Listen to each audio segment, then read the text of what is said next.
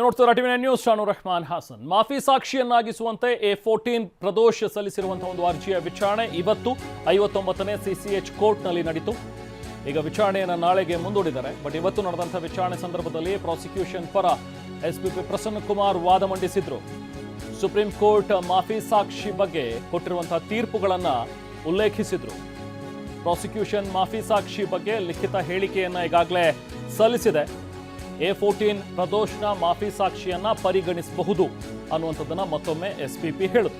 ಮಾಫಿ ಸಾಕ್ಷಿಗೆ court ಒಪ್ಪಿದ್ರೆ ಆಗ ನೀವು ಬೇಕಾದ್ರೆ ಷರತ್ತುಗಳನ್ನು ವಿಧಿಸಬಹುದು. ಷರತ್ತುಗಳ ಬಗ್ಗೆ ಪ್ರದೋಷ್ಗೆ ಕೋರ್ಟ್ ಮಾಹಿತಿಯನ್ನು ನೀಡಬಹುದು ಅನ್ನುವಂಥದ್ರ ಬಗ್ಗೆನೂ ಕೂಡ SPP ತಮ್ಮ ಒಪಿನಿಯನನ್ನು ಕೋರ್ಟ್ನ ಮುಂದಿಟ್ಟಿದ್ದಾರೆ.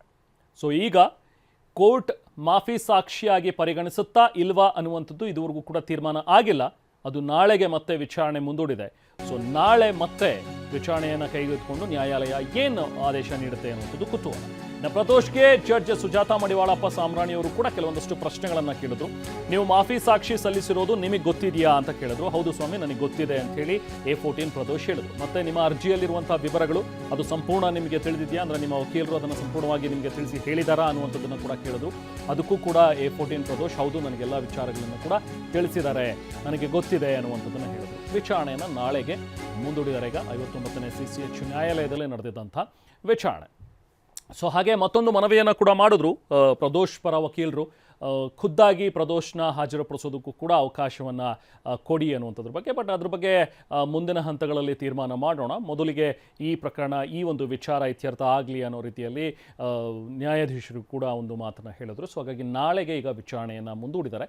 ಇನ್ನು ನಾಳೆ ವಿಚಾರಣೆಗೆ ಕೈಗೆತ್ತಿಕೊಳ್ಳುವಂತಹ ನ್ಯಾಯಾಲಯ ಪ್ರದೋಷ್ನನ್ನು ಮಾಫಿ ಸಾಕ್ಷಿಯಾಗಿ ಪರಿಗಣಿಸಬೇಕಾ ಬೇಡವಾ ಅನ್ನುವಂಥದ್ರ ಬಗ್ಗೆ ನಾಳೆಯೇ ವಿಚಾರಣೆ ಅಂತಿಮಗೊಳಿಸಿ ನಾಳೆಯೇ ತೀರ್ಪನ್ನು ಪ್ರಕಟಿಸ್ಬೋದು, ಅಥವಾ ಮತ್ತಷ್ಟು ದಿನ ಏನಾದರೂ ನಡೆಯುತ್ತಾ ಈ ಪ್ರಕರಣದ ವಿಚಾರಣೆ ಅನ್ನುವಂಥದ್ದನ್ನು ಕೂಡ ಮುಂದಿನ ಹಂತದಲ್ಲಿ ನೋಡಬೇಕಾಗುತ್ತೆ. ಇನ್ನು ದರ್ಶನ್ ಗ್ಯಾಂಗ್ನಿಂದ ರೇಣುಕಾಸ್ವಾಮಿ ಕೊಲೆ ಪ್ರಕರಣಕ್ಕೆ ಸಂಬಂಧಪಟ್ಟಂತೆ ದರ್ಶನ್ಗೆ ಮತ್ತೊಮ್ಮೆ ಹಿನ್ನಡೆಯಾಗಿದೆ. ಖುದ್ದು ಹಾಜರಿಗೆ ಏನು ಕೋರಿದ್ರು ದರ್ಶನ್, ಆ ಅರ್ಜಿ ವಜಾ ಆಗಿದೆ.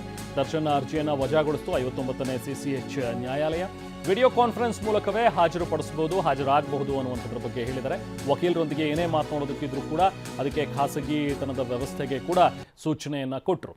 ಅಂದರೆ ಏನು ನಿಯಮ 8.3ರ ಅಡಿಯಲ್ಲಿ ಸಂಪರ್ಕ ಕಲ್ಪಿಸುವಂಥ ವ್ಯವಸ್ಥೆ ಇದೆ, ಸೊ ಅದೇ ಅಡಿಯಲ್ಲಿ ನಿಮಗೂ ಕೂಡ ಸಂಪರ್ಕ ಕಲ್ಪಿಸಲಾಗುತ್ತೆ. ವಿಡಿಯೋ ಕಾನ್ಫರೆನ್ಸ್ ಮೂಲಕನೇ ಅಥವಾ ಫೋನ್ ಮೂಲಕ ನೀವು ನಿಮ್ಮ ವಕೀಲರ ಜೊತೆಗೆ ಸಂಪರ್ಕದಲ್ಲಿರ್ಬೋದು.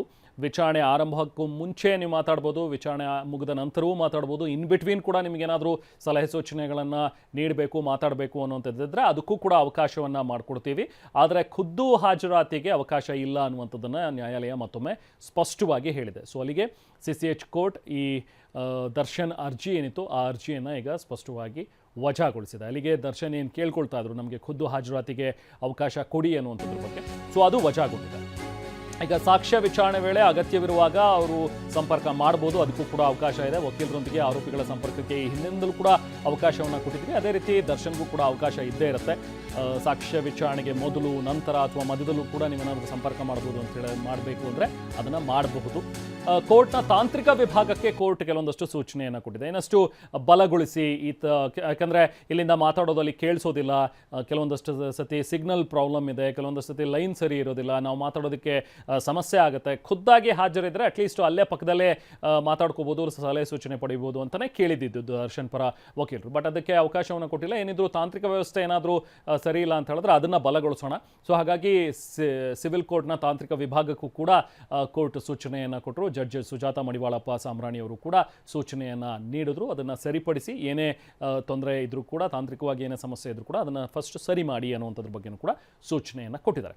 ಸೊ ಈಗ ಈ ಆದೇಶದ ವಿರುದ್ಧ ಅಥವಾ ಪ್ರಶ್ನಿಸಿ ಮತ್ತೇನಾದರೂ ಹೈಕೋರ್ಟಿಗೆ ದರ್ಶನ್ ಹೋಗ್ತಾರಾ, ಅಥವಾ ಇಲ್ಲೇ ಈಗ ಹೇಗೂ ಇಲ್ಲ, ಅವಕಾಶ ಇಲ್ಲ ಅನ್ನುವಂಥದ್ದನ್ನು ಒಪ್ಕೊಂಡು ವಿಡಿಯೋ ಕಾನ್ಫರೆನ್ಸ್ ಮೂಲಕವೇ ಎಲ್ಲವೂ ನಡೆಯುತ್ತಾ ಅನ್ನುವಂಥದ್ದು ಮುಂದಿನ ಹಂತಗಳಲ್ಲಿ ತೀರ್ಮಾನ ಆಗುತ್ತದು ಕೂಡ.